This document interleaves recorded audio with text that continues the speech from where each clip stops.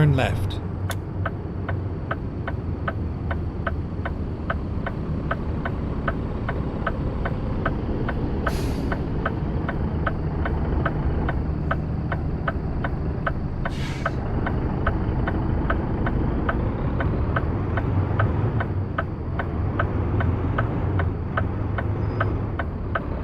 Never mind, I'll find a new route.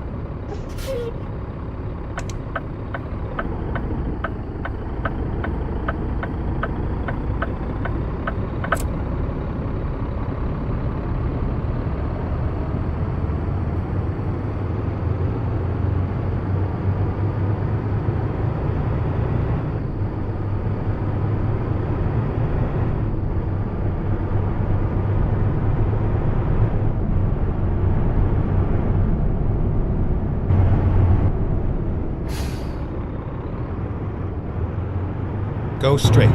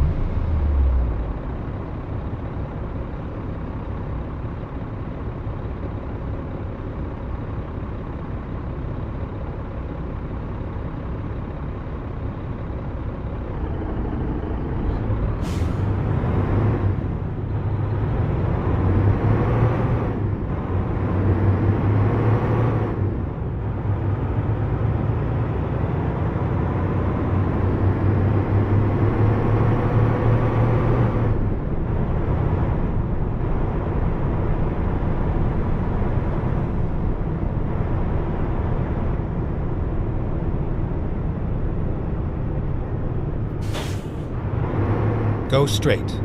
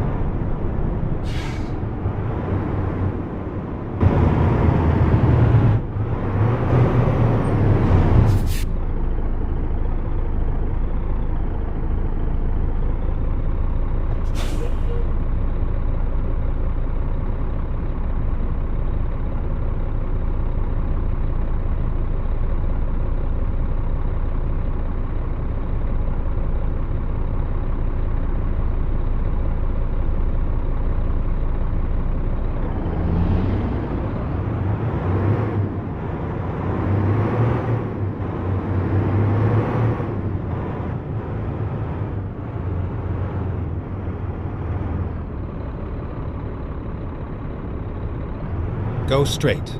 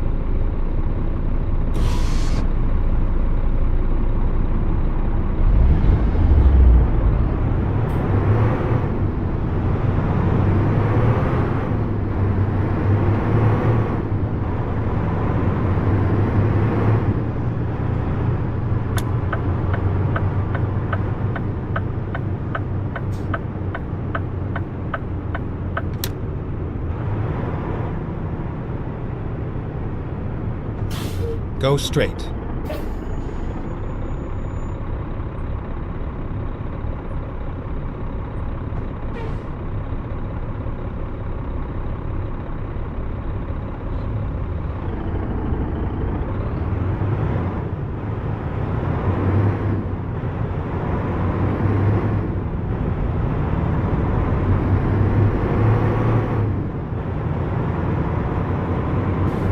Stay left, and then turn left. Turn left.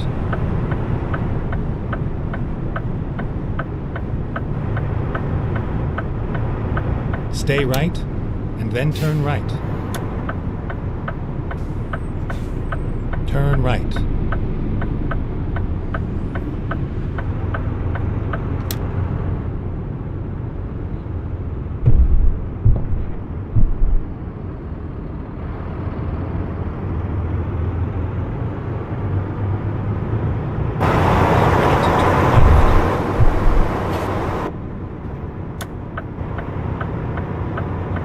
Turn left.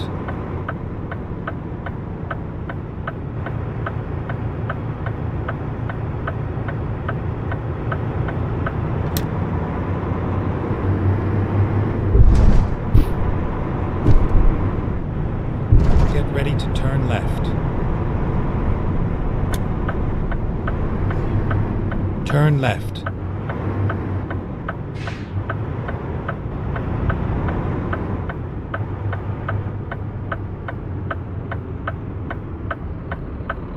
It was a nice ride.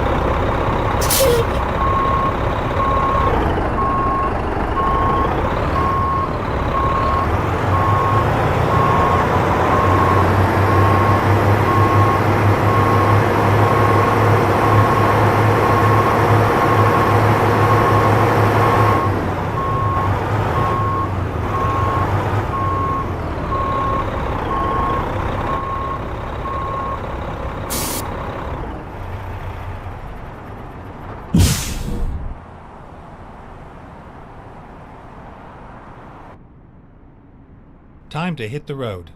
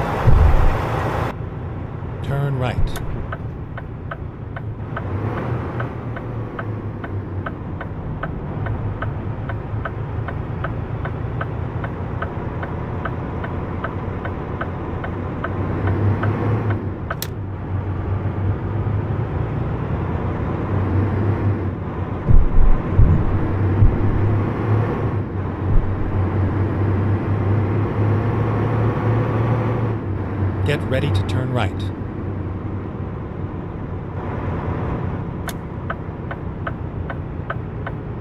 Turn right.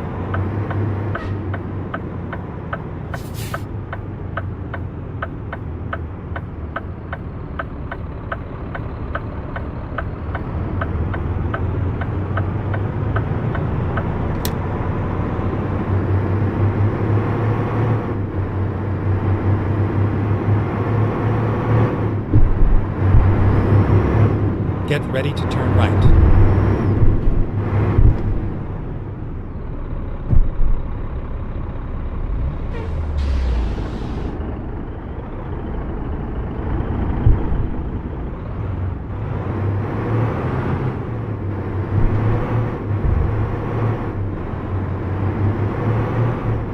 Turn right.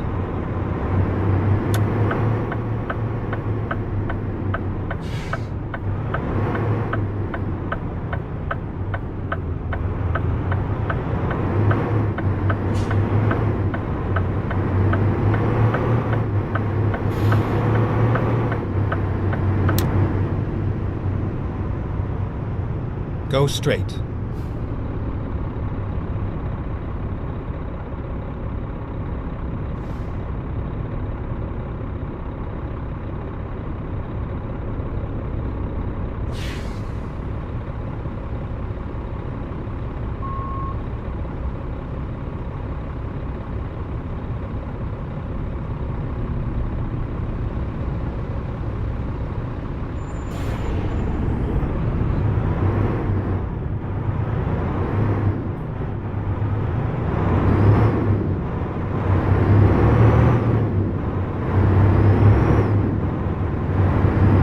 Go straight.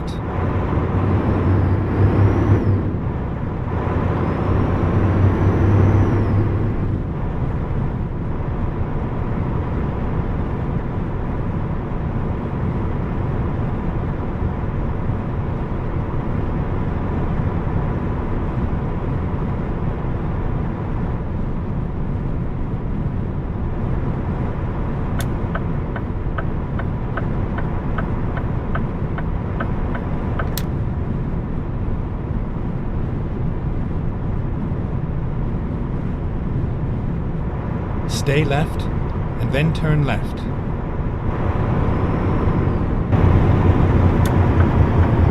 Turn left.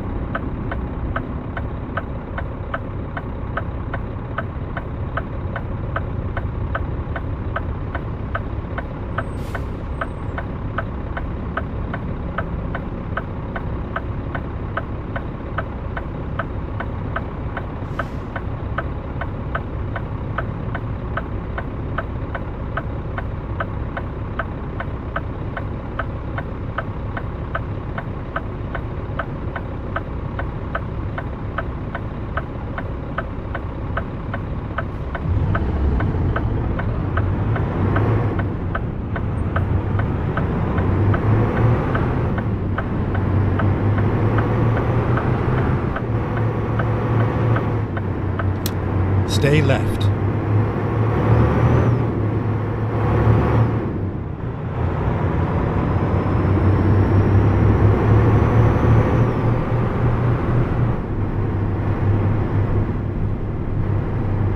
Stay right, and then turn right.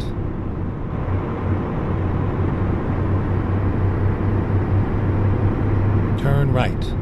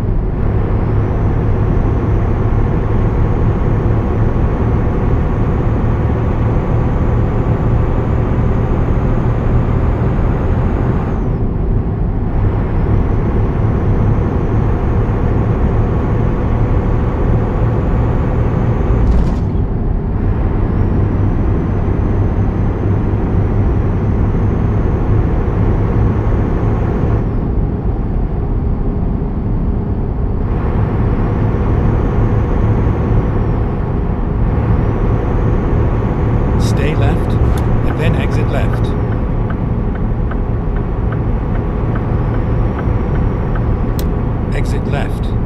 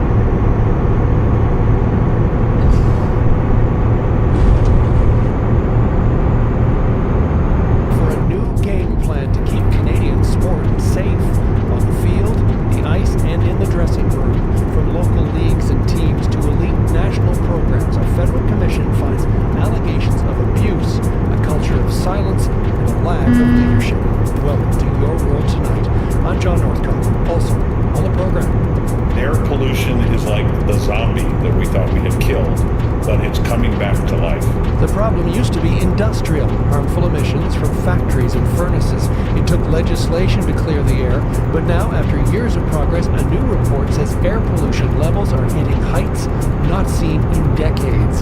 And it's not coming from smokestacks, but forests and Canada's worsening wildfires.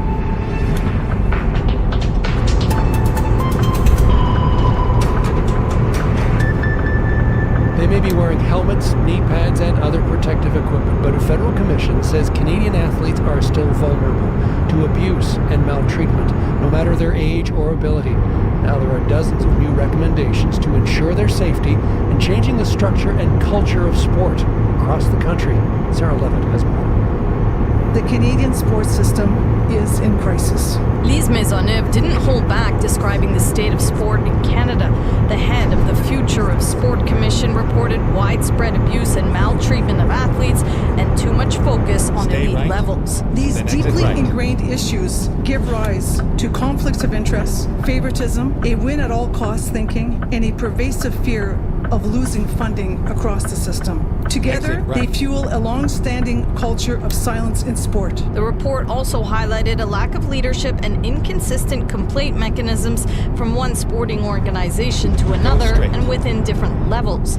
This commission was created following several parliamentary hearings and news reports of alleged emotional, physical, and sexual abuse in sport, including in hockey and gymnastics. I was an elite gymnast from the time I was about 2 years old until I was about 14. Amelia Klein has openly spoken about her time as an athlete, how she suffered both physical and emotional abuse by her coaches. She's now the managing director of Athletes Empowered, helping prevent others from experiencing the same thing. It was validating to hear that the recognition that this is a widespread problem. This is not just a few bad apples. Now, though, Klein says it's about what happens next. The commission has made a number of key recommendations to the federal government. They include putting together an independent Stay sports right. entity that would Then exit oversee right. all disciplines at all levels, from toddlers to professional athletes. The commission also wants to see a public national Exit right. registry of people who have been sanctioned for wrongdoing by a sports organization. Having this report is significant.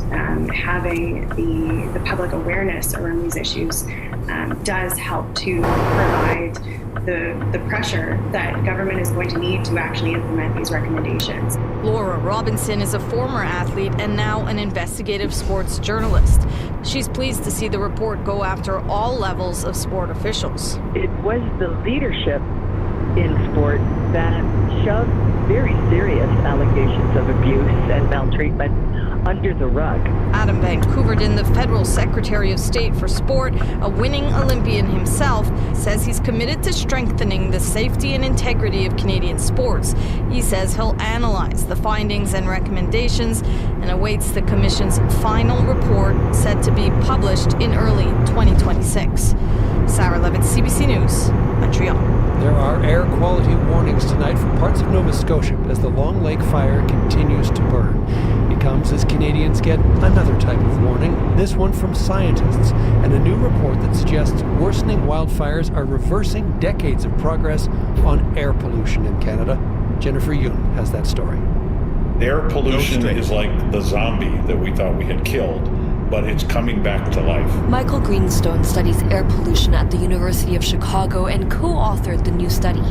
Climate change, driven by the burning of fossil fuels, is causing the air pollution in North America, says Greenstone, because it sparks more intense and frequent wildfire seasons. I think of this return of air pollution through the wildfires as being the ghost of fossil fuels past. It's a reversal of decades of progress in cleaning up the air across Canada and in the U.S., says Greenstone. We had an air pollution problem and we had a climate problem, and it was easiest to think of them as separate and distinct problems.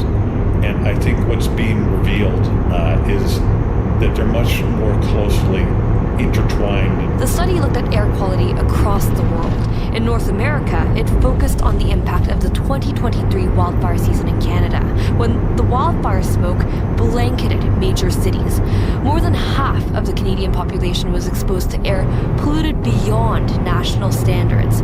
There are likely more smoky summers ahead, says Jill Baumgartner, who studies the impact of environmental pollutants on human health at McGill University. I hate to use the term new normal because this isn't normal.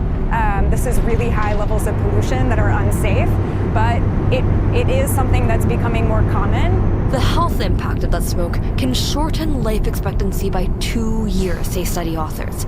Dr. Zaki Ahmed, a critical care specialist at Humber River Health in Toronto, isn't surprised. He compares the damage from air pollution to smoking, except, unlike smoking, anyone who steps outside has no choice but to breathe in the unhealthy air.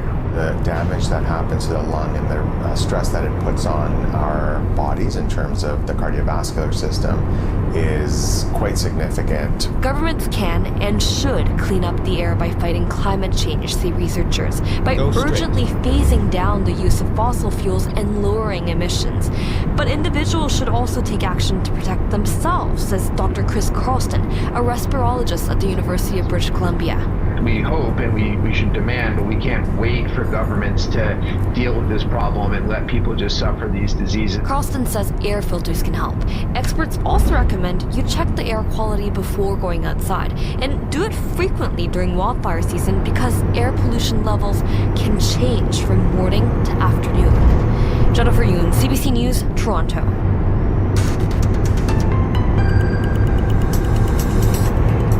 Coming right up, the pain in Minneapolis is sharp and clear, but the motive behind a deadly school shooting is still murky.